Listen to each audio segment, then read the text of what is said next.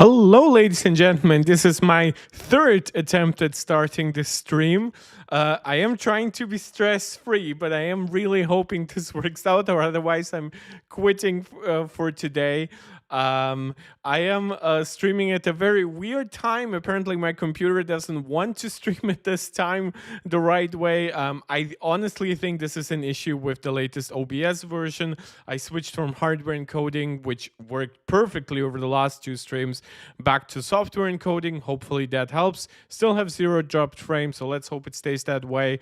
The first stream didn't start at all. This stream now seems to have started, and the second stream had stutters for my face, which this one, at least right now, doesn't seem to have.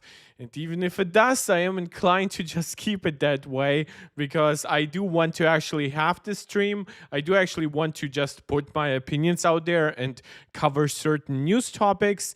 And going forward, I don't know how regular my streaming schedule will be, to be quite honest, even for the next few months.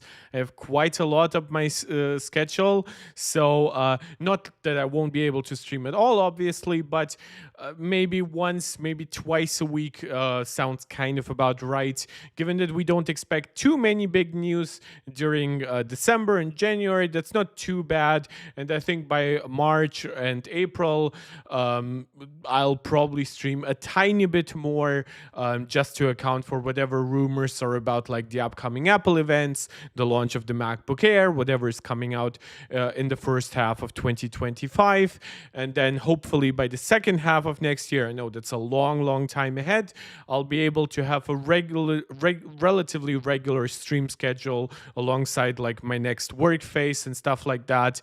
That's neither here nor there. That's probably not too interesting to most of you. Just trying to make sure there aren't any false expectations. So I really appreciate anyone who tunes in. I know there are people who do this for a living, who either stream regularly or just produce a lot of regular YouTube content, are very active on Twitter, Facebook, Instagram. I cannot be any of those things, so I am very glad to have any of you here to share my opinions. I know probably given the time of this stream, I'll not be able to have too many of you here. I know most of you will probably be free around 3-4 hours from now, but this is an opportune time for me, so I apologize for the slight inconvenience of having to stream to catch this stream a little bit later on.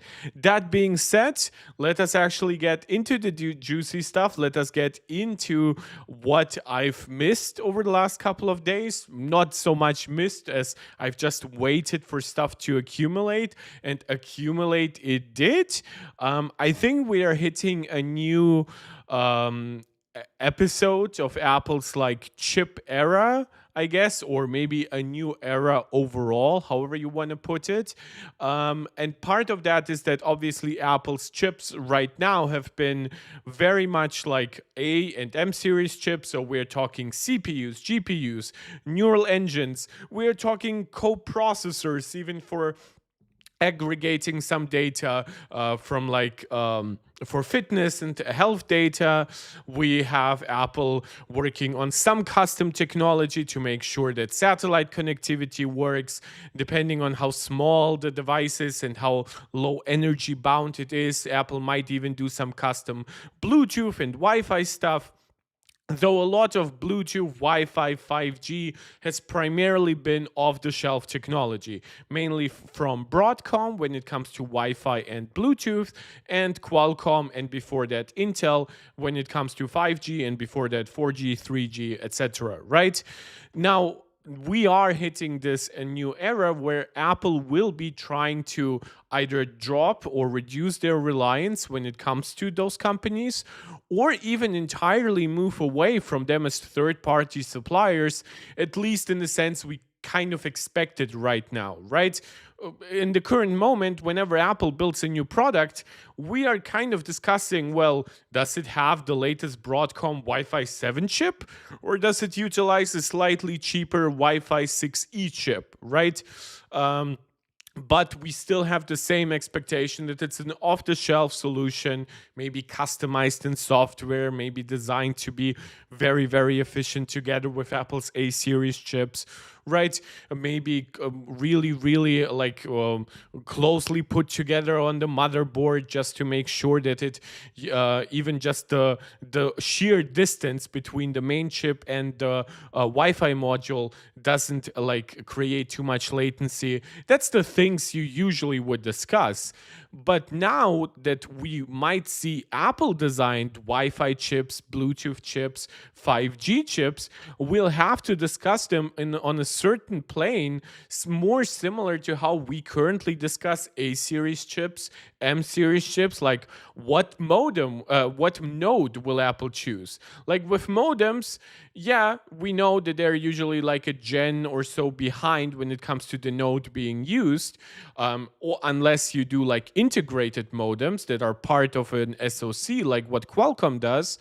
But usually we know those modems, we know those 5G chips, we know those Wi Fi chips months, sometimes years in advance before Apple uses them, because those are third party solutions and they have to be made available to a wide array of companies. They have to be marketed to those companies. Sometimes those companies even market those chips long before they are ready, just so that maybe they can get some last minute help when it comes to hiring developers and engineers and things like that, or just getting like Windows and Android to optimize drivers for all that stuff. It's a pretty clear cut thing for how it has worked thus far. Now that Apple can use their own stuff, at least this is where most rumors are pointing, and has been covered by, for example, Bloomberg's Mark Gurman now for months and even years. And basically, we kind of have been expecting a lot of that since Apple purchased Intel's 5G modem business. Well, now we have to discuss when it comes to Apple, well, what will a new chip look like? Because we never saw that chip before, right? It will be an Apple exclusive thing. Will Apple be very aggressive and put it on the latest node? Will Apple be a little bit more efficient and smart when it comes to doing mass orders from TSMC and put it on an older node so that way they can have even larger mass orders and therefore a larger discount from TSMC? Like, there's a lot coming together here.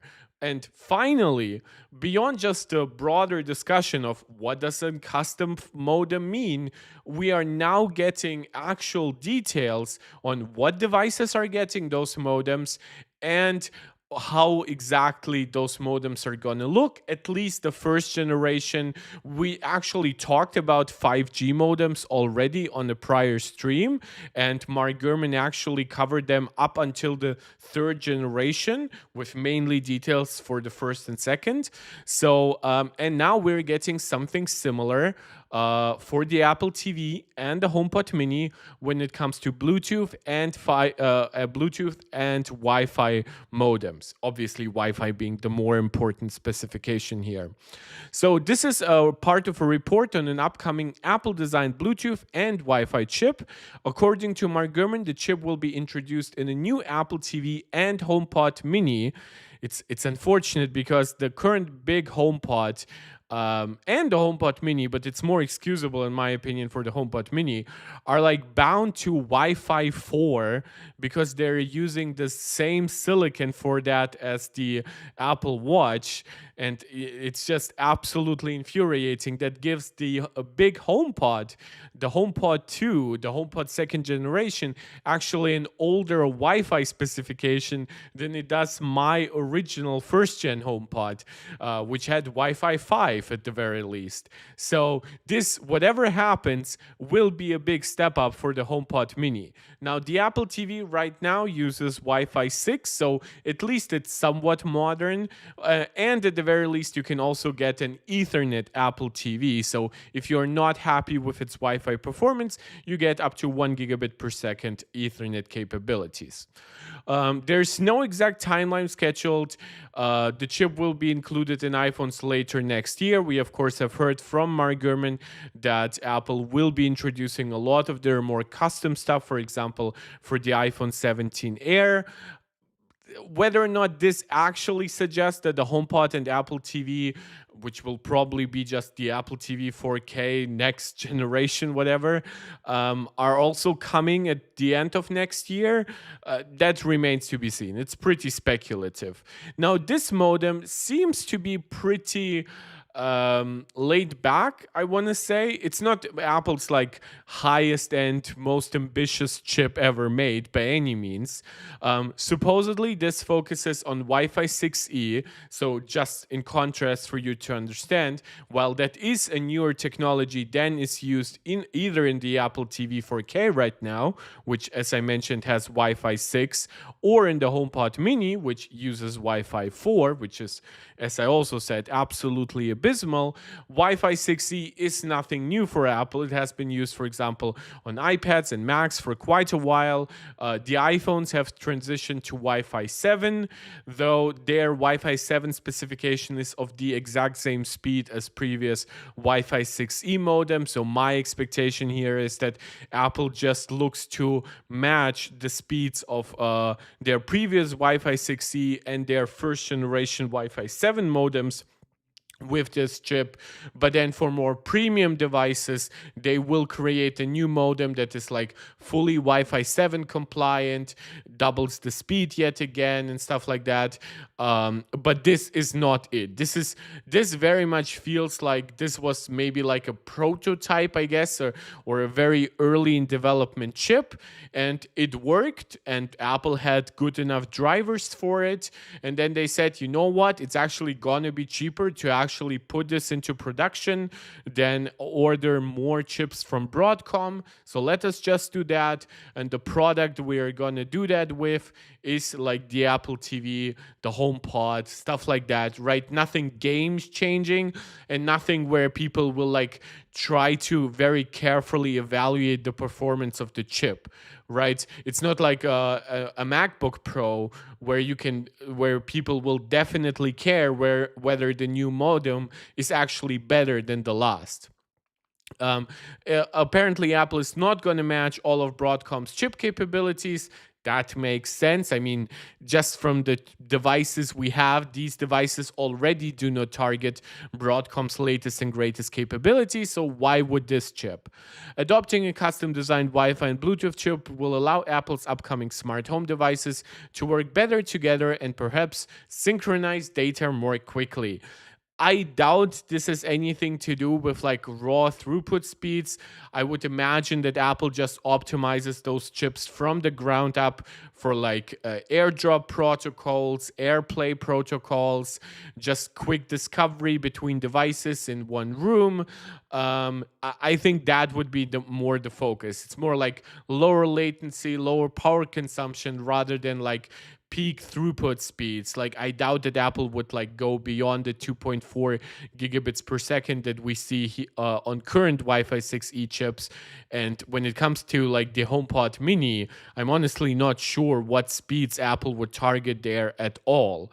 Like I guess they could just use the same chip because it's economically smart, but I don't think that we'll be able to even measure what speed that chip has inside the HomePod. Apple is also working on a Home Hub command center that's set to come out in 2025. We've covered that on prior streams. I've never heard it called thus far a command center, an interesting name. I've heard some people refer to it, and I have thus far liked this name as HomePad, right? Because it would be like a HomePod with like an iPad mini attached with a 6 to 7 inch screen, supposedly an OLED screen. That would be interesting. And it's also supposedly coming late 2025. So maybe Apple will just pitch it as like the true successor to the HomePod, bump up the price from $300 to $400. Introduce a second generation HomePod Mini, maybe find a way to make both devices compatible with Apple Intelligence. There's been rumor that this like command center would actually run an A18 chip inside, which would make it Apple Intelligence compliant.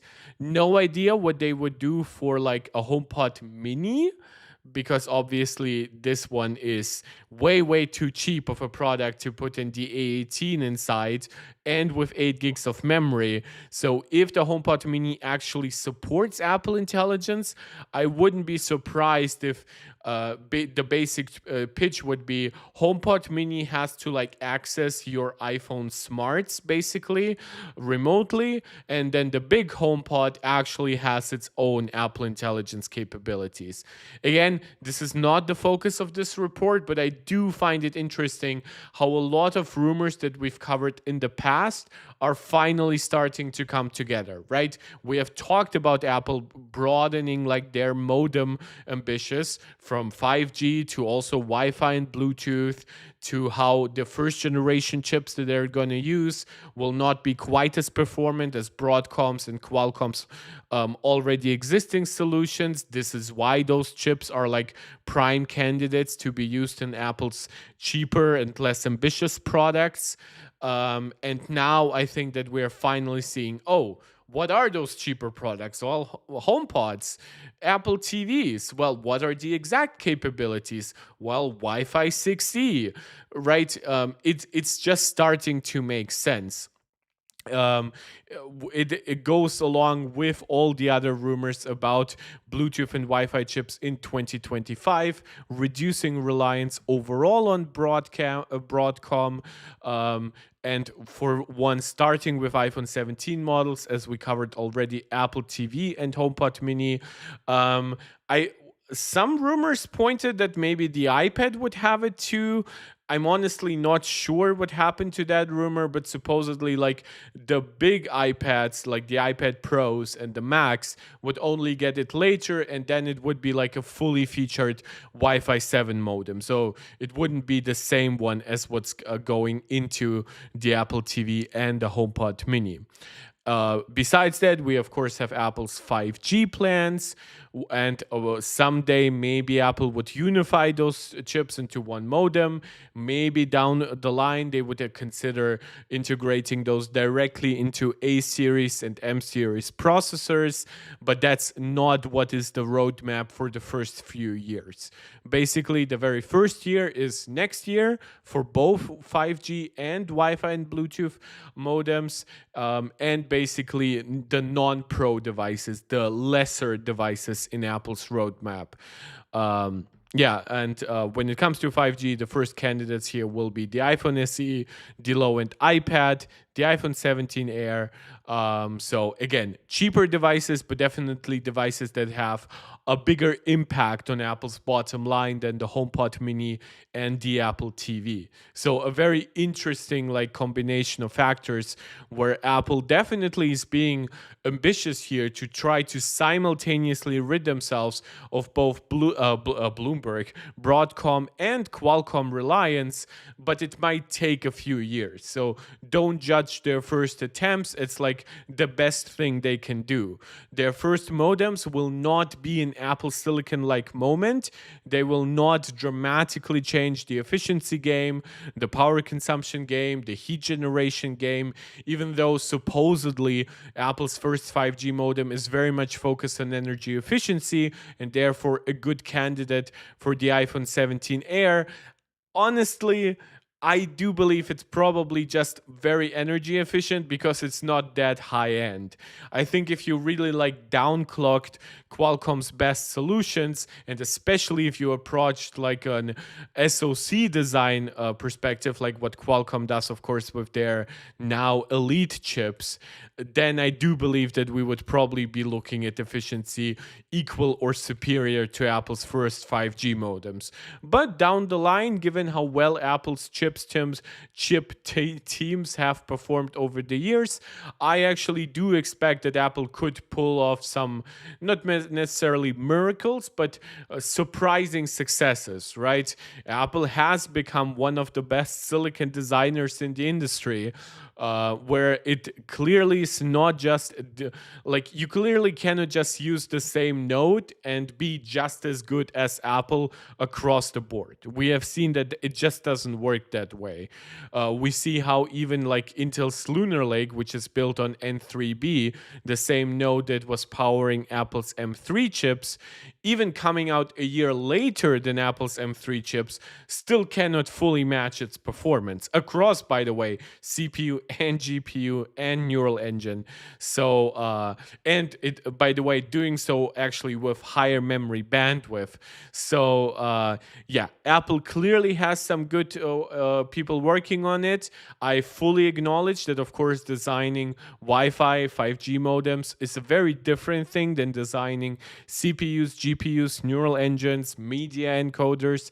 But maybe down the line, especially if the first gen works out well enough, Apple could also hire more people, become a more reputable name, increase salaries to the people coming into those teams. So maybe they poach actually some guys from Broadcom and Qualcomm, and down the line we'll actually have a more competitive landscape where Apple is much more independent and companies like Broadcom and Qualcomm have to find ways to compensate for that lost revenue, because of course Apple is a huge customers for any company. Like even if Apple really like is aggressive in negotiating and pushes down your prices hard, you're still better off like supplying Apple than not supplying Apple. That's just the nature of the game. That's just how big Apple is. Now, this is of course not the most exciting stuff, I have to admit, because we are talking about chips, and while I know chips excite my audience, we are not talking about like the latest CPU generation here, or even something like, oh, what kind of memory will power the next A&M series chip, right? However, I do believe it's important to cover, and I do believe that it will be very interesting to cover over the years to see all the changes. But when it comes to big things, we of course know Apple's absolute priority in the industry, the thing that made them as big as they are right now, is the iPhone. And it's no surprise that, of course, the iPhone 17 is now hitting new stages of production readiness. And the iPhone 17 Air, which, of course, has been by far the most discussed iPhone model in quite a while, is now nearing production, of course. So the iPhone 17 Air has reportedly entered new product introduction phase, an NPI phase, the first step towards manufacture of the ultra-thin model. So, of course, it will be still manufactured mostly through Foxconn. Nothing surprises here, but supposedly, and this will make it now much more likely that the new wave of leaks we actually get for the iPhone 17 Air will be much more reliable now that it's hitting more people's hands, right? More people at Foxconn, more people just from transport, right, between Apple and Foxconn. I actually do believe that by January and February, we might see more quote unquote final leaks when it comes to the iPhone 17 Air. It can still be, given the phase that it's currently in, subject to further change. Apple could have maybe even simultaneously like 2 or 3 different designs that could be hitting this phase, but this is very much representative of Apple probably having figured out what they want the iPhone 17 Air to be. And it's not too surprising, because while Apple can always redesign some things, you have to understand that given how many models Apple produces of each iPhone variant, they have to have a very robust supply and logistics pipeline for it, right? If they like drastically redesign the iPhone 17 Air at this point forward, it will be only because actually some supply chain failed, right? For example, we've talked about how Apple could introduce silicon carbon batteries for the iPhone 17 Air and utilize their higher density and their better thermal performance to target that like 6 millimeter thick chassis. We don't fully know how thick exactly it is. Some have said between 5 and 6. Recently, Mark Gurman said it would be around 2 millimeters thinner than the current Pro models, which would put it at 6.25. Supposedly, at the very least, we kind of know it will be below 7 millimeters, which would still make it the thinnest iPhone ever made, because the iPhone 6, not even the 6 Plus, actually holds the current record at 6.9 millimeters. But like, I don't think that Apple at this point is just saying, oh, you know what, we can wing it, we can get all the parts we want months down the line. The iPhone 17 Air, I do think if Apple has actually like revolutionary technology for it, then at this point it would have to be already negotiated. There's just no chance to simultaneously keep redesigning it, simultaneously keep negotiating for that new tech. I do believe that Apple now knows, roughly at the very least, what they want to do with it. And this is why maybe in a month or two, I'll be happily sitting down and telling you, oh, there are 3D models that have leaked, right? CAD files, and maybe the first cases by third-party accessory makers. But for now, at the very least, the iPhone 17 Air has hit the NPI phase, and now it will be subject to hopefully much, much more reliable leaks. That being said, of course, the iPhone 17 Air, for all its excitement, is not really what I think most of my hardcore Apple sheep enthusiast audience cares about. And shout out to you guys. Please do all the YouTube jazz, as we always say. Like the video, share it out to anybody who you think might enjoy it. Comment live. I love interacting with a lively live chat. Give me your opinion. Show me that it wasn't too crazy for me to stream at 2 p.m. And as always, if you want to support this channel directly, leave a small super chat or super sticker. Any donation goes a long way to motivate me to keep this up. And you can become a channel member right here on YouTube. Shout out to Angelica, Max Maximus, and Steve, who are all MarkTech Pro Max supporters right here on YouTube. Or you can also become a supporter over on Patreon. So, having spoken about the iPhone 17 Air and some smaller Apple news, before we actually cover the plethora of other stuff that is left, let us actually look at the iPhone 17 Pro. Yes, I'm not kidding. And this is something like, I rarely do my thumbnails just taking a photo that is available on the web or something, but I did it because, quite honestly, I don't know what to say about this.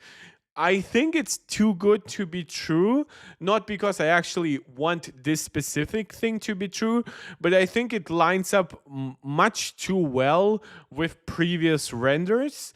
I could see this honestly being just like a 3D printed part. But for now, I do think it's worth covering because it does line up with some previous Weibo rumors we have talked about. And it's honestly a very thought-provoking design, right? It's a very big departure from what we've had over the last several years. I wanted to say ever since the iPhone 12, but even that wouldn't be true because obviously we have gotten rid of aluminum on the back ever since like the iPhone 8 and the iPhone 10. So let's actually discuss what we are seeing here. Now, this is also, by the way, this is a post on Weibo. Hello, Rosa. Thank you so much for joining the chat. This is a post on. By the way, I'm sorry. The previous rumor we've discussed came from The Information. This one is coming from Weibo. Good job, Mark. You got it together. You deserve a drink. It's just water, but it's way easier and makes me spill less. So thank you for my early Christmas present here from my aunt. So, the iPhone 17 Pro will have a rectangular camera bump. Now, it should be noted this looks very curved off when we look at like stuff like this, like previous renders, but this very much is a rounded rectangle, right? We can always discuss the details here, but sometimes wording doesn't quite match, like 3D renders or early leaks. But yeah, a rectangular camera bump, it would actually line up with what we're seeing here. The report also claimed Apple is dumping titanium. It is going back to aluminum for frames. It should, of course, be noting that Apple never fully went away from aluminum. Apple's cheaper models have kept using aluminum for all this time. Some people, of course, have contradicted this stuff. They were saying basically, oh, it doesn't make sense for Apple to forgo titanium because they've marketed their phones on the more premium material.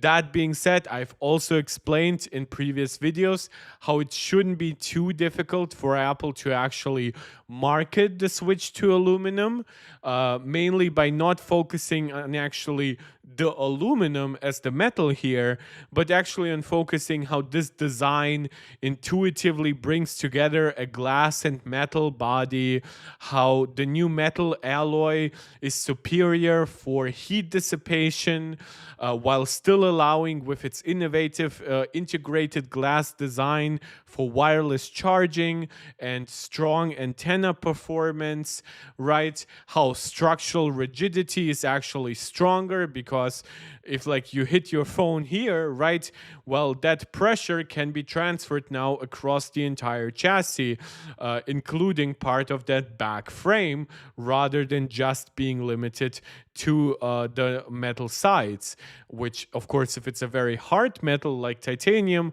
sure, it's plenty durable, but it can scuff, which, because it doesn't anodize too well, would usually mean that you would scuff away the color above it. So underneath, you would then see shiny, natural titanium, would look bad. While with aluminum, you can actually anodize it that way. So even if you scratch it down below, it still looks like the aluminum you've gotten used to. So Apple can absolutely find a way to market the switch from titanium to aluminum.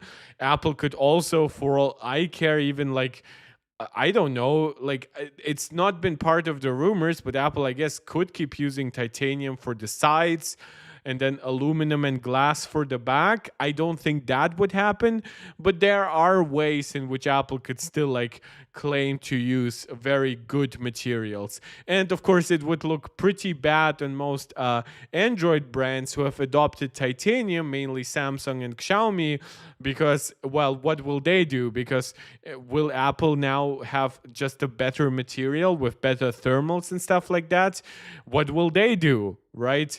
Will they cheap out and go with aluminum again and risk making it look like they really were just following Apple and adopting titanium had nothing to do with like what some fandroids claim that, oh, you know what, Samsung has had titanium phones like 3 or 4 years before the iPhone 15 Pro, and people are like, yeah, but the reason why they used it on the Galaxy S24 Ultra was because of the iPhone 15 Pro. It wasn't because some old model at some point used titanium and they were just randomly thinking, oh, wouldn't it be nice if we brought it back? No, they did it because they were reactionary. It's because they wanted to have the same marketing point that Apple could use. So, while of course I do tend to focus here on Apple, we will be actually covering today some non-Apple rumors. So that's a little bit of a spoiler ahead.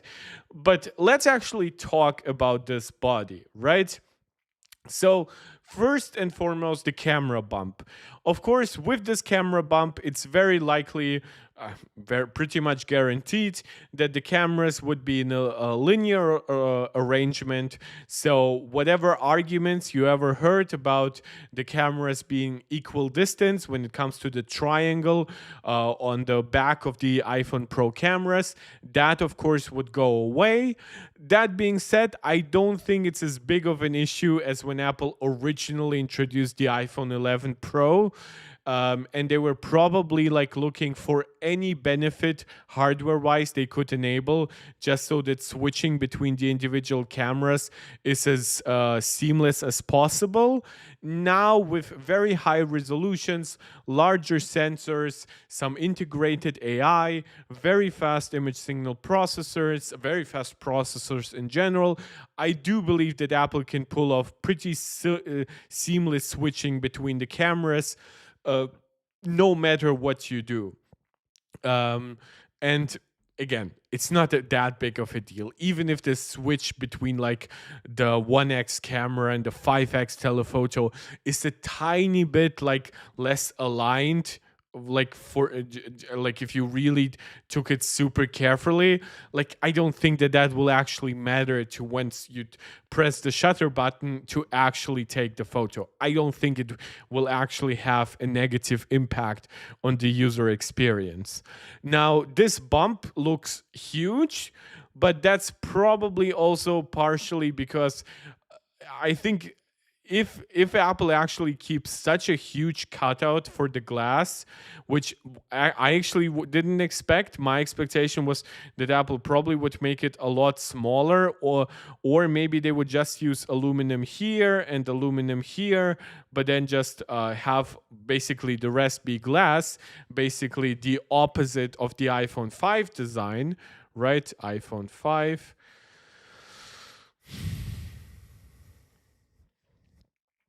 Right. So my expectation was, again, it was very much just an educated guess. It's not like I have any sources, but my thought would be, well, maybe Apple would just use aluminum here, and then here where you actually have the MagSafe charger, where you have the magnets. And I mean, even with like the last alignment magnet, right, that goes like somewhere down here, it still wouldn't really cut into that aluminum. It would probably might be a little bit awkward in integrating it, depending on which exact model we are talking.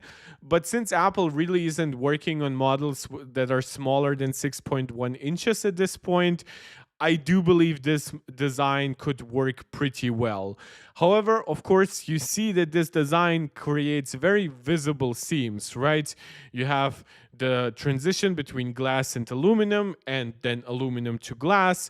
You also have like the plastic indents for the antennas on the side rails, on the aluminum side rails. My expectation when it comes to the actual iPhone 17 Pro is that Apple would find ways to either really match maybe like the camera bump colors with the rest of the glass, right? Or alternatively, they would find a way to make the metal and glass look pretty much identical with some kind of like cover I don't even want to call it a material. It's not like Apple will slap plastic on top of aluminum and glass, but they're basically like finishes that Apple can apply to both glass and aluminum that would make them pretty identical. Obviously, they would scuff differently, they would feel a little differently, but visually, Apple could reduce the seams as much as possible. If you ask me, I do think it would make more sense for Apple to just make the glass look more like the glass, and then make the whatever aluminum there is here look the same way as the side frames. It's basically you would still have two materials, right? They would just be like they would be divided a little bit less naturally, I guess, is what we have right now. I mean, if we go to the iPhone 16 Pro design, I mean, we all know what it looks like, but there's a very clear, obvious differentiation here on the back. Between the metal side rails and the glass back, we do have a matte finish for most of the glass and then a glossy finish around the camera section. You can see that while we do have a different finish, that camera section actually does match the color of the rest of the back glass.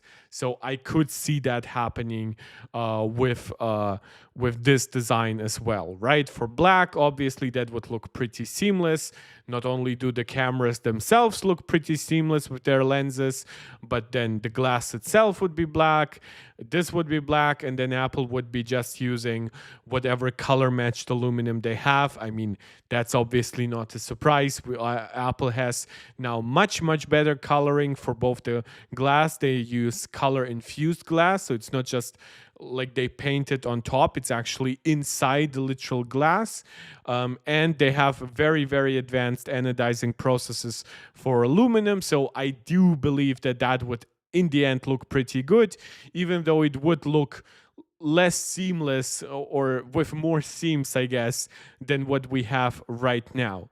The cameras will be in the top area with the ultra wide lens going in the middle. Okay, that's interesting. It is the thinnest module, so it helps to leave enough room for the Face ID hardware on other side. That's a very interesting tidbit, but again, it does make sense when you consider if it's central. Of course, then it would be the camera that most kind of interferes with the Face ID system, but Face ID is actually pretty thin, so I absolutely believe that Apple will manage to pull that off. Leakster Digital Chat Station lends credence to this leaks and shares a speculative render of the iPhone 17 Pro. You see, this render doesn't fully align. We do not have a clear separation here from glass on the back to aluminum on the back. We have this camera cover very much being inspired by the Pixel visor design rather than like a more rectangular thing, but it is roughly in line with what this is showing here. And yeah, interestingly, you do have here both the cutouts for the camera control button and for the power button. So at least it doesn't look like a year-old render, right? That doesn't even account for the new features introduced in the iPhone 16 generation, right? This definitely feels fresh and in line with what was covered here.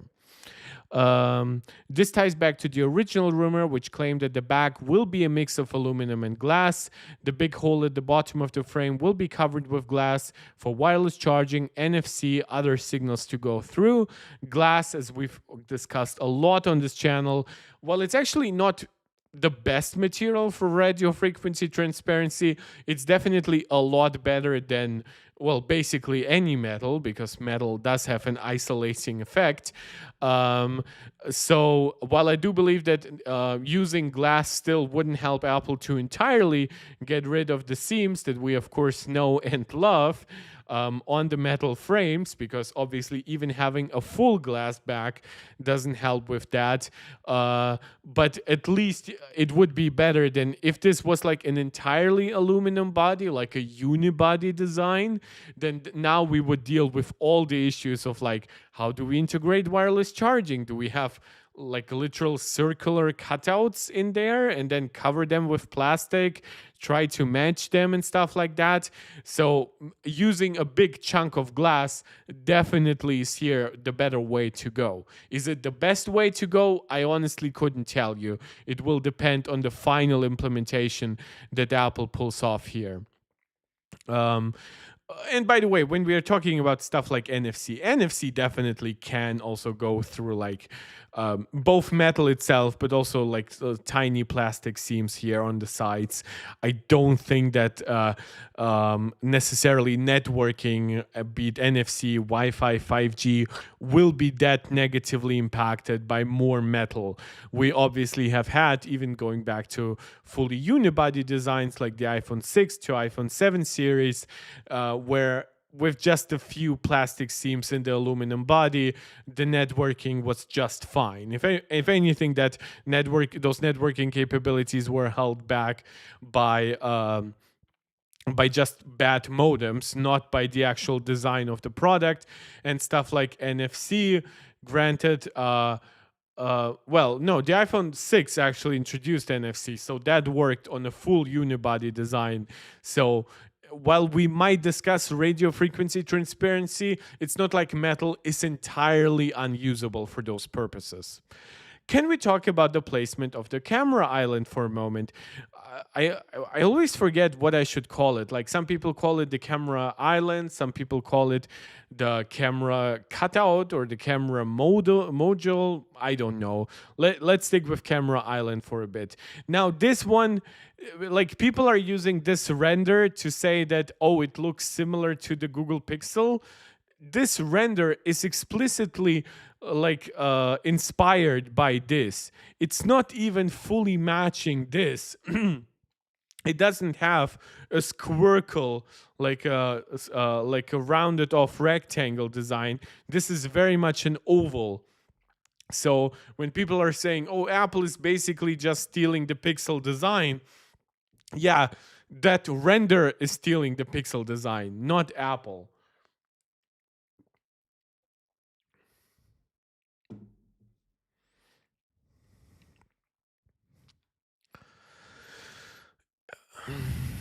The iPhone 17 design will be basically impossible to hold horizontally without covering up at least some of the cameras.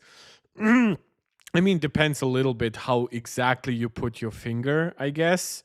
Like the Pixel leaves a little bit more room here on top to put your finger, but on the iPhone that would be a little bit more complicated because of how central like MagSafe is to the ecosystem user experience, how many accessories have been designed for it. So, well, this definitely won't be compatible with prior cases and stuff like that.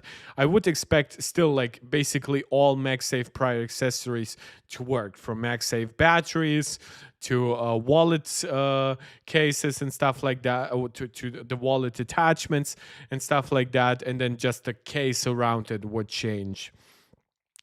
Cupertino has always been cognizant of ergonomics, so it's hard to believe they will get it this wrong. Again, this is highly, highly subjective. Nobody has held it in their hand thus far. But yeah. Again, some people love to comment on shit before actually trying it out. I mean, some people are saying, well, you can basically have your finger like over here, right? But why couldn't you have your finger down here, right, under the camera? Well, on the Pixel, it actually makes sense because that space was specifically, maybe not fully specifically, but it was designed with that in mind. If your camera was just further on top, wouldn't you just move your finger a few millimeters and just push it below it? Like, is it really necessary that your finger aligns with like the side rails here on top? Honestly, not sure what the point of this complaint is. Maybe it's just complaint for complaining's sake. Maybe I am missing something. Let me know in the comments if I'm crazy or if this article is just looking for some things to nitpick. Because obviously I understand the need to do it. I mean, I am covering this partially to nitpick. But overall, of course, while I do like titanium, mainly because I like titanium more than stainless steel, I have always maintained that stainless steel is just for premium purposes, right? While stainless steel is more durable than aluminum, I do not honestly think it was ever worth the compromise in how heavy the device got. I do think that titanium, people forget, titanium might be volumetrically heavier than aluminum, right? If you use the same volumetrical amount of titanium, it's heavier than aluminum. But you can also use less titanium and use its increased durability to either keep the same durability as a higher amount volumetrically of aluminum, bring weight down to a similar level as an aluminum chassis would, right? The only big compromise of titanium really is the thermals. Because aluminum is actually one of the best heat conductors in the industry. Copper is better, silver is better, but beyond that, it's pretty much unmatched. Titanium, while a tiny bit better than stainless steel, with stainless steel being absolute god awful at actually thermals, Titanium is definitely not the best material for it. Now, is it thermally resistant in a way? Can you use it for complicated, like even like space shuttle work stuff? Yes, of course. But we do not actually plan to put the iPhone under like intense heat, at least not by the standards of like metal welding or something like that. We just plan to internally heat it up with an A series chip, Wi-Fi and 5G modems and stuff like that. So what we actually want for heat to happen is we want that heat to actually go away from that phone. And there, it's actually pretty easy. Aluminum. Oh my god, I actually forget what's that word in English for like for their is it thermal capacity? It's it's 0.9 joules per gram. Copper 0.35. Really? Wait. Oh, right. Yeah, there are some different. Yeah, yeah. Changing temperatures. Nope. Heat capacities for some select substances. Aluminum. Oh, it's heat transfer, right? Heat transfer coefficient. Yeah. The heat transfer coefficient and forced convection for aluminum falls between 59 and 64 watts per square meter. Shouldn't it? Isn't it better to do it with cubic?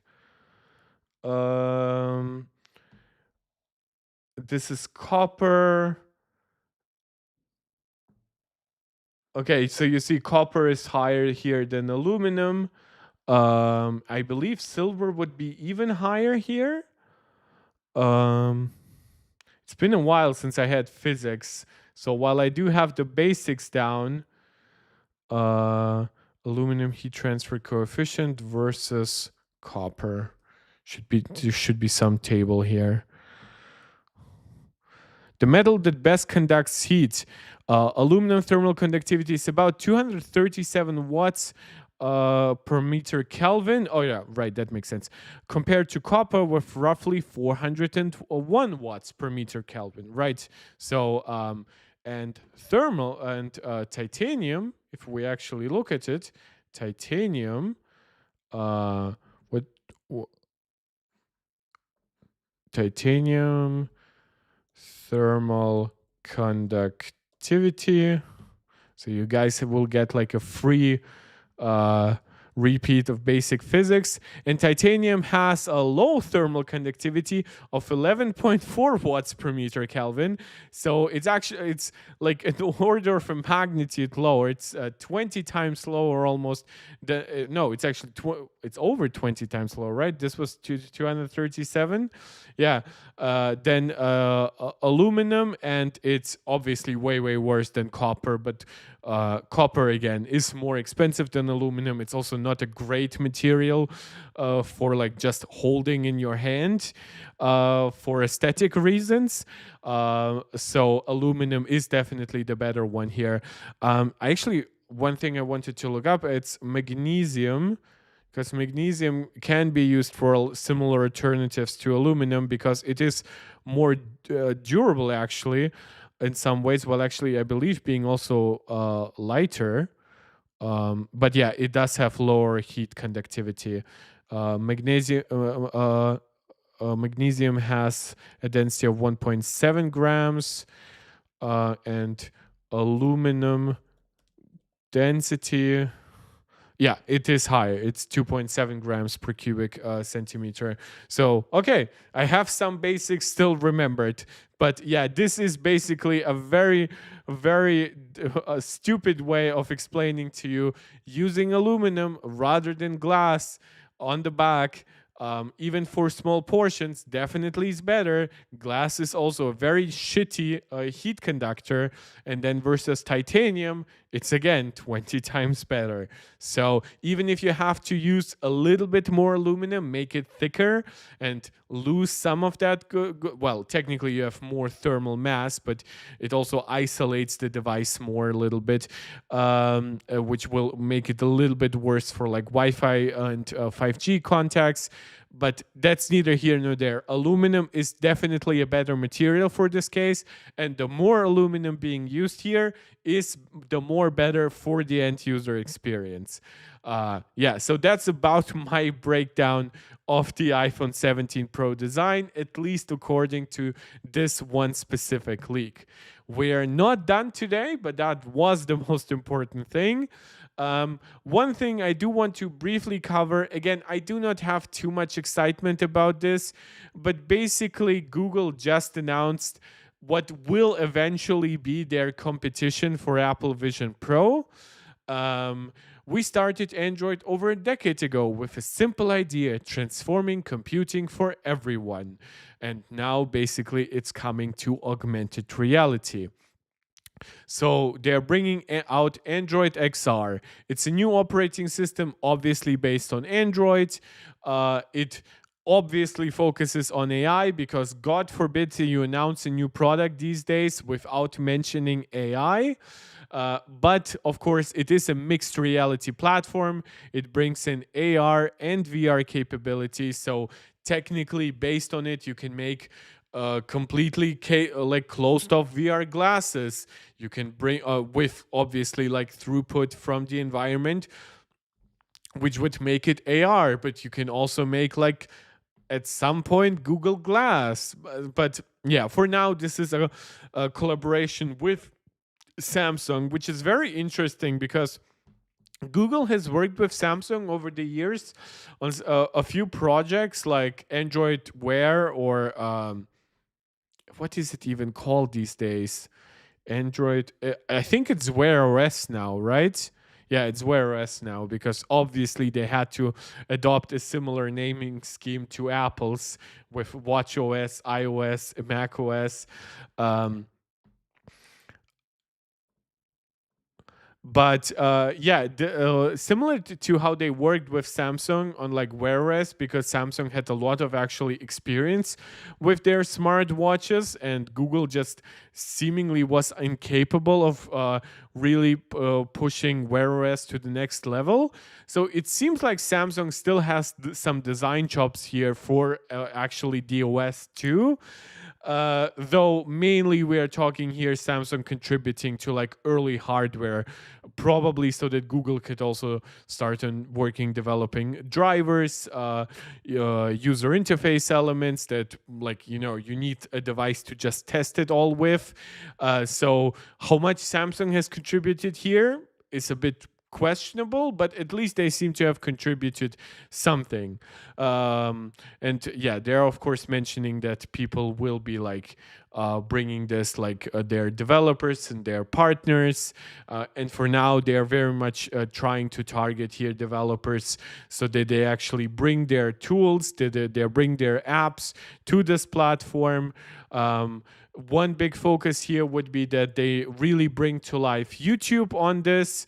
So while we haven't yet gotten a YouTube app on Apple Vision Pro, this would obviously integrate all of the 360 content and 180 content that exists on YouTube. So if they try to withhold that from the Apple Vision Pro, that would be very interesting.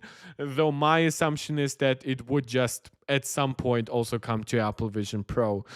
You can see that design wise, it's definitely like trying to target a similar user experience to Apple Vision Pro. Obviously, they are targeting some features here like circle to search and an emphasis on Google stuff, Google Photos. Again, not too many details here. Also, like third-party apps, like watching Prime Video content here. They are also focusing on augmented reality content outside of your home, or to be more precise, augmented reality capabilities. So You probably could do it with like a full Vision Pro like headset, but most likely these features, like navigating your environment with the help of augmented reality, would be primarily bound to like glasses. But who knows, you never know. Of course, more focus here on AI, basically integrating Google Lens, or what Apple now has with visual intelligence, having AR capabilities, which again, this woman here was like just wearing regular glasses. So this has nothing to do with the actual hardware that is being targeted. This is basically just them like pitching ideas on what you can use. And for now, this is very much focused on developers. However, while, as I said, most hardware when it comes to Android XR is not yet final, Samsung has given us a brief glimpse into what we might expect from them. So they bring up their collaboration here with Google, what the Android XR platform will be able to do, how it will integrate with the Google ecosystem. Again, nothing too crazy. XR, by the way, stands for extended reality, so that's fun. But when it comes to hardware, because obviously we associate Samsung primarily with being a hardware company, they bring up the following. Codenamed Project Muhan, the first headset designed for Android XR, is poised to bring this experience to life in the near future. The name Muhan, meaning infinity in Korean, connotes our belief in delivering unparalleled immersive experience within an infinite space.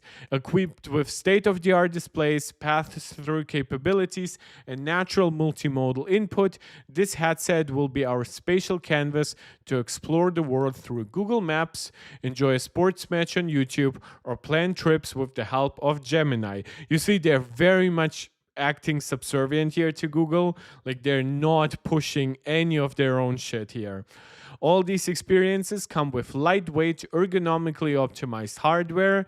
I guess lightweight is being kind of a jab here at Apple Vision Pro, or maybe it's just a smart marketing point, designed to ensure maximum comfort during use.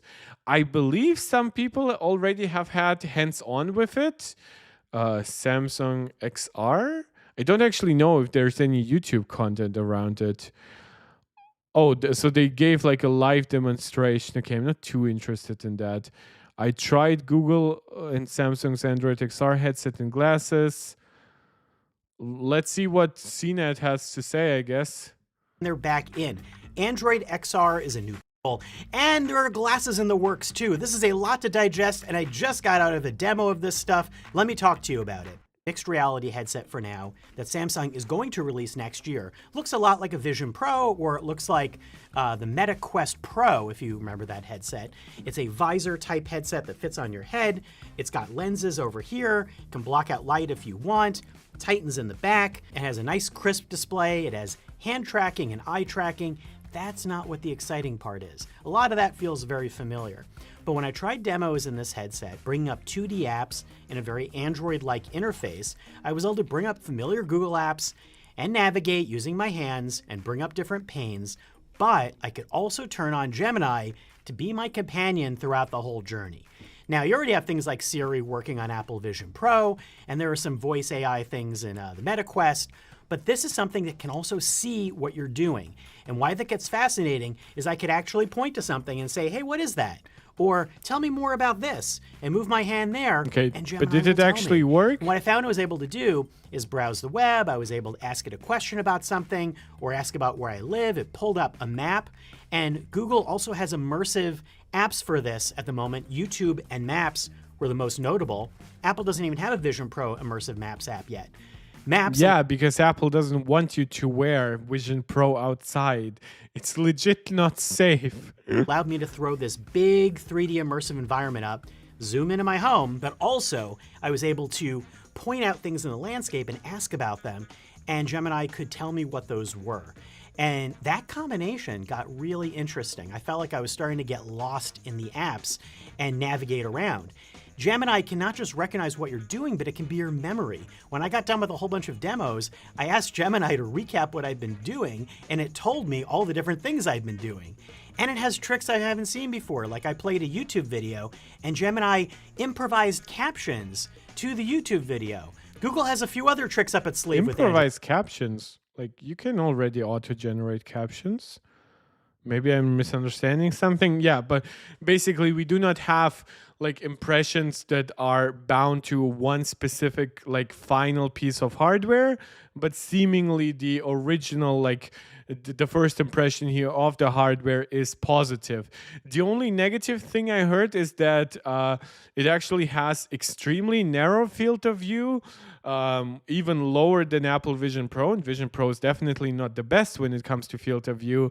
But given that we are still maybe not in a prototype phase, but like an early like decision phase between like which exact one will hit mass production, and maybe some smaller changes can still be made.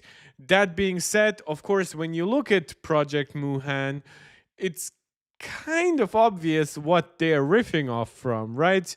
Like, not saying that Apple Vision Pro is like the most unique headset ever made, but it's definitely very recognizable.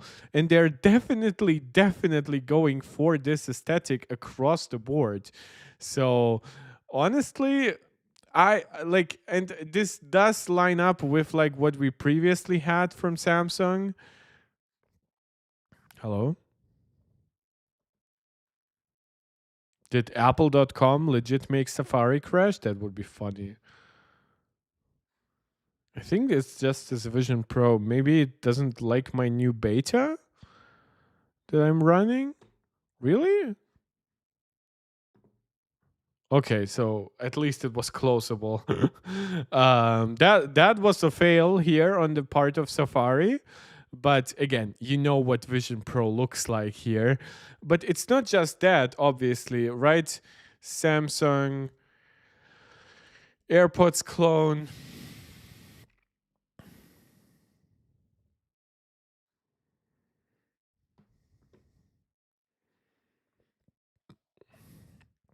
Like, do we need to remind you of this stuff? Right? Where Samsung basically just said, what if AirPods weren't round but needlessly rectangular, right? And of course, even worse in my opinion, because in my opinion, what's worse than copying Apple is copying Apple without any kind of purpose.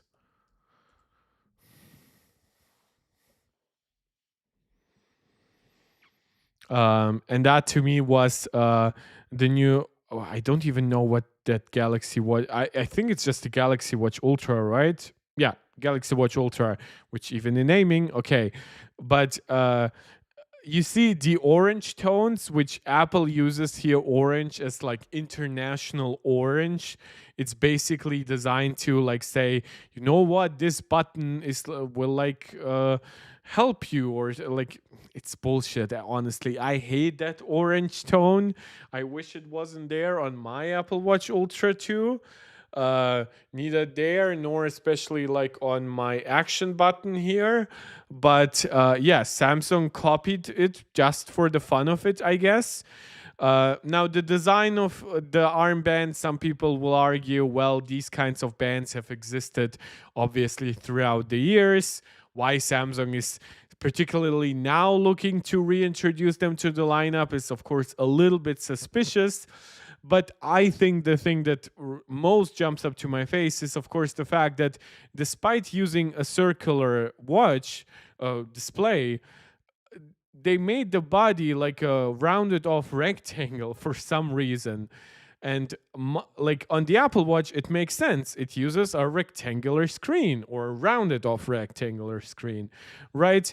And then it just has this elevation here to protect the screen with titanium. Then it's rounded off, so if you actually fall on the titanium, the rounded shape is actually very good at distributing force, so you don't just break it on one side. It's more likely to just dissipate the force throughout the entire body, right? It all makes sense. You can call this design brutalist or whatever, but it does serve a purpose.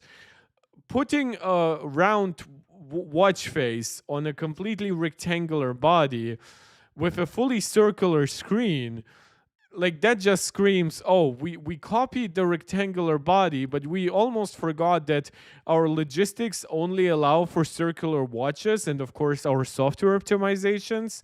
So you know what, how about we just create this elevation and then we create this like almost chamfered edge on the sides, and then we'll have like the buttons protrude in this very weird, like not fully aligned crown guard. Again, it's not like it's not the worst thing. If there are actually analog watches that do that, right? That have like a squared off body, at least to a degree, and then a rounded watch face. But that's because on a analog watch, pretty much the only thing that matters is aesthetics. And usually those watches actually are pretty sleek. They actually look less brutalist than these devices because they're not designed to be like your outdoors like sporty types. They're just classy and like man fashion things basically. With it here, where you have a digital purpose to this, where you don't just want to see the time, because if you wanted to see the time, you could use a screen less than half the size and be completely fine. But you want to see text, photos, you want to control your phone's audio and whatever, right? So why would you ever combine these elements? Now, I understand there are benefits here to a rectangular body. Mainly, you can also use a much larger battery and stuff like that. But at that point, you're Samsung. You're like the king of OLED supply. Was it really that hard to create one like rectangular screen here? Would it really be so difficult to implement in software? And you could just wait until that is finished, but no, you went the easy route. You went the route of least resistance, where you were able to combine a piece of hardware, that circular screen that you already had, and then your design team could do basically whatever they want because they weren't actually designing for the hardware parts they already had. They were designing just to match the Apple Watch Ultra. And I hope that one thing that doesn't happen here is that Project Muhan is just here to like copy Apple Vision Pro, right? Now it doesn't seem like it will have like eye throughput like the way that Apple Vision Pro has or something like that, which is one of the sillier features that I hope others don't copy. I also still believe the battery is on the back, so the weight will be probably very balanced, while of course Apple's design is very heavy, so they couldn't put the battery either on the front or back. The front was already too heavy, and even if you balance it with a heavy back, that would be way too heavy as an overall package. So you created obviously that external solution with the battery. You can like it or dislike it, but those are the woes you face with a first generation product that is actually pushing some boundaries. Not that Apple is the first to virtual reality or augmented reality, but they're definitely trying some things that others haven't tried before, especially when we look at the integrated performance that Apple is targeting, the incredibly high resolution displays and things like that, the wide array of sensors from multiple cameras to time-of-flight 3D cameras, right? So while I am optimistic about Google providing some competition. And I do believe that Google, thanks to stuff like Google Gemini, thanks to things like Google Lens and Google Maps and YouTube, will be able to provide some unique experiences. Right now, it definitely feels a little bit like doing some catch up, which Apple Vision Pro was doing some catch up, but this is now catch up to catch up to catch up. So let's see what it actually turns out to be. I am mildly optimistic, but I am a little bit disappointed that this device doesn't look more unique. At least that's my point for now. Maybe by the time it actually makes it to market, it's dramatically different. Though, of course, Samsung HomePod.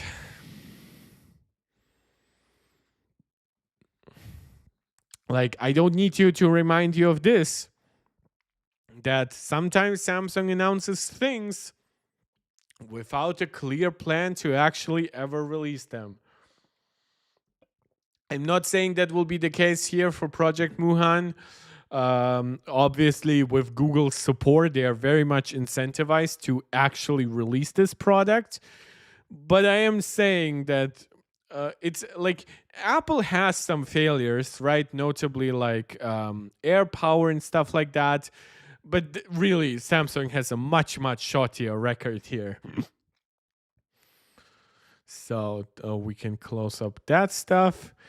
And we can actually finish this stream, which actually has done technologically way better than I dared to hope after all the initial issues that we faced. Let's actually end it in a similar way to how we started it, and that's by talking a little bit about Apple's modems. More specifically here, we are actually not talking about an Apple designed modem, but what exact modems Apple will be using in a new product down the line. We are talking here about Apple Watch Ultra 3. Obviously, Apple Watch Ultra 2 is now well over a year old because Apple didn't upgrade it this year. They just introduced a black version of it. So now there are quite a lot of features, of course, that can be saved up for Ultra 3, because Ultra 3 is not just a 1-year upgrade cycle, it's a 2-year upgrade cycle. This comes from Bloomberg's Mark Gurman, and he is talking about multiple health and safety features that Apple could, Apple is always working on those features, it should be noted. Whether that means they will ever come to market, they will come to market with Apple Watch Ultra 3, Apple Watch Ultra 4, that's an entirely different discussion. But the fact that Mark Gurman feels at least a little bit confident to talk about it gives me the confidence to at least talk about it a little bit. So here we are talking specifically that Apple would be using a MediaTek modem to finally switch from LTE, because yes, years and years after Apple switched to 5G on the iPhone 12, the Apple Watch is still using LTE modems. Seems like the Apple Watch Ultra 3 and maybe the Apple Watch Series 11 or whatever would finally switch to 5G. Of course, it would be a lower tier 5G service. We don't expect like gigabit per second like downloads, but expect like basically proper compatibility with the newest bands. A lot of regions are actually, they're not shutting off 4G, of course, but they're just dramatically focusing their resources on 5G networking, right? So you might have actually been in an area that has always been fine in delivering decent LTE connectivity, but maybe it doesn't do that anymore, right? So switching everything to 5G, even if it's not like 5G advanced, the fastest like multiple carrier aggregation and stuff like that, but just like, oh, it supports all the bands, it supports the latest networks, that is already a plus. Plus, a newer component that is designed around 5G will also be in general more energy efficient than an older component designed around LTE. So if Apple really like downclocks it, uses it basically to a minimum, it does stand to reason that it would add some either extra battery life, or that battery could be used for other parts as well. So that to me makes sense. Obviously, this doesn't fully align with the other stuff that we've heard when it comes to Apple building their own modems and stuff. But we also have not yet heard rumors that Apple would use those modems in incredibly small devices like the Apple Watch, right? So using an off-the-shelf part from MediaTek does make sense. Maybe down the line, as Apple's own modems mature, maybe they create different variants, right? One incredibly high-end, one lower-end, and stuff like that. Maybe that lower end version would then become good enough and efficient enough for the Apple Watch. But for now, it seems like they would be relying on a third party. Probably they're using MediaTek over Qualcomm just for pricing reasons. Also, probably because they don't love Qualcomm, I would argue. So whenever they can give them less money, it probably feels good. But that's not the only feature that would be enabled by that newer modem and some custom Apple hardware. Mainly, it would also become capable to access satellite connectivity. Read the full report. Wait, did I click this article twice?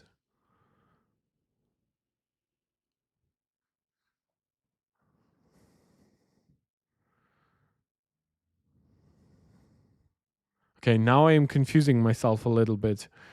Okay,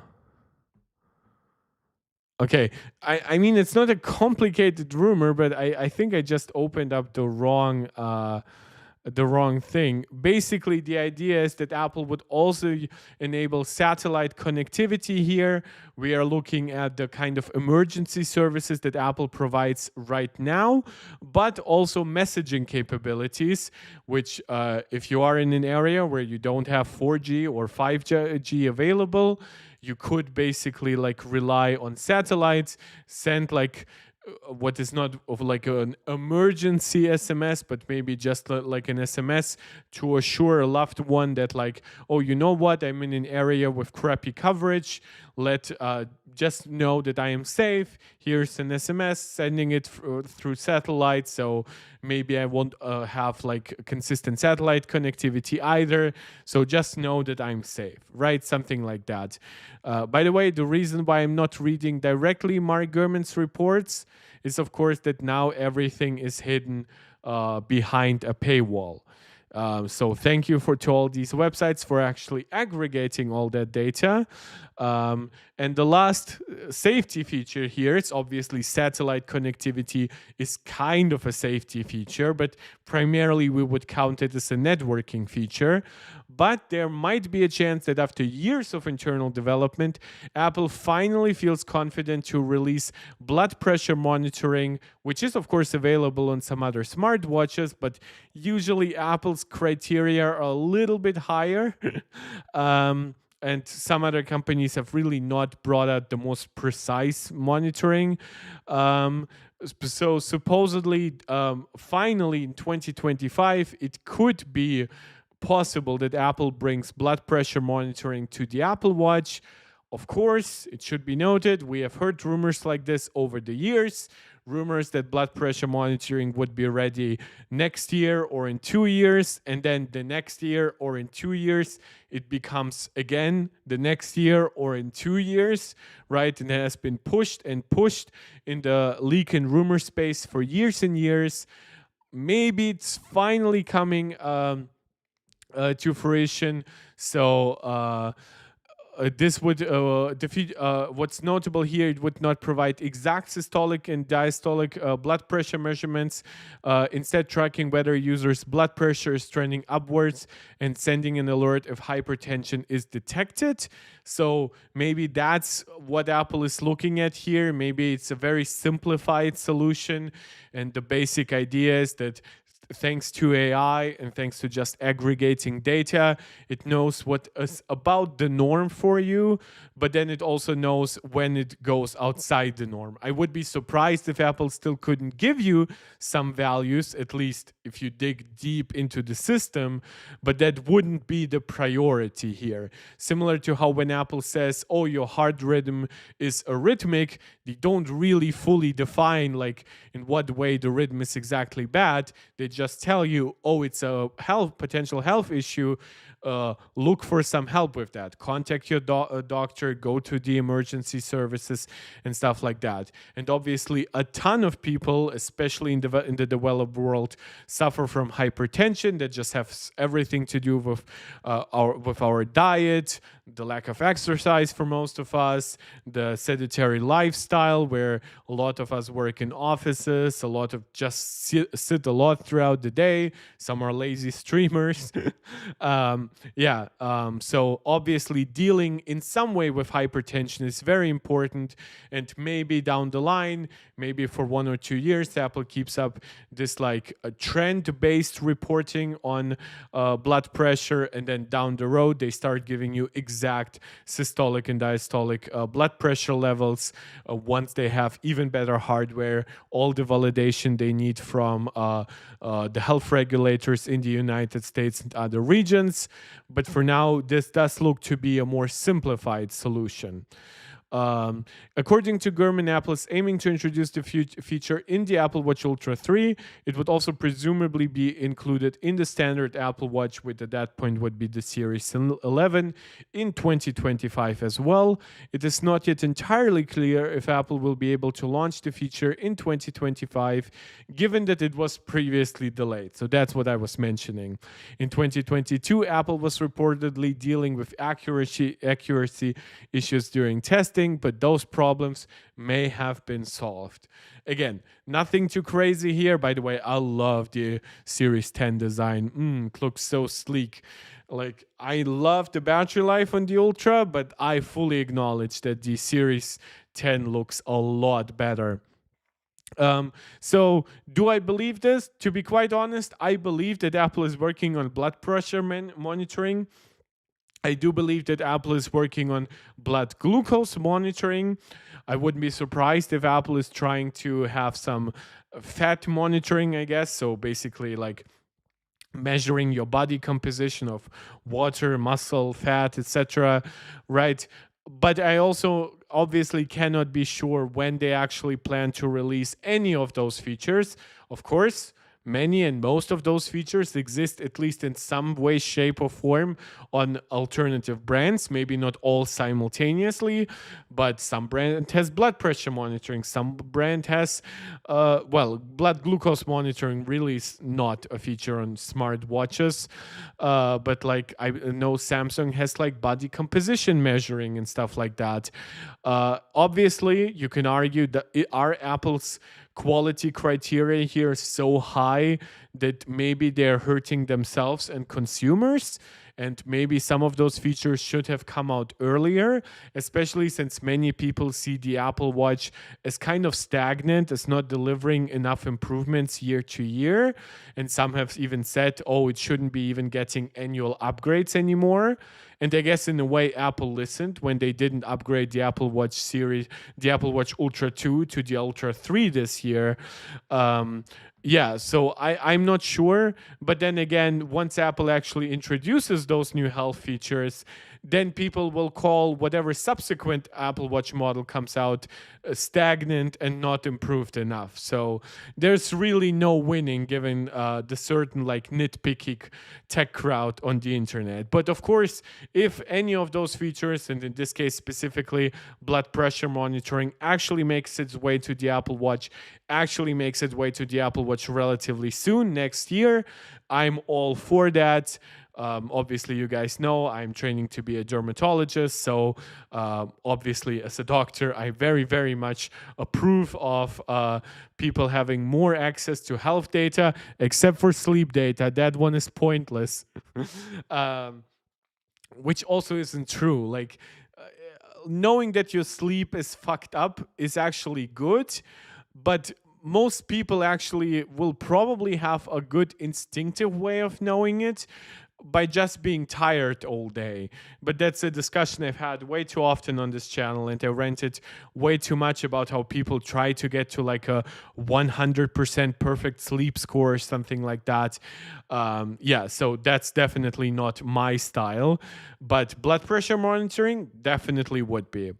That's about it for today. We've covered a plethora of topics, going from big, huge iPhone 17, let's call it leaks. Let's say this might actually be close to the redesign, to the fact that the iPhone 17 Air is getting closer to production. We talked about the future of Apple modems, which of course is kind of the continuation of our talks about the future of Apple modems, where we previously mostly covered Apple's 5G modems.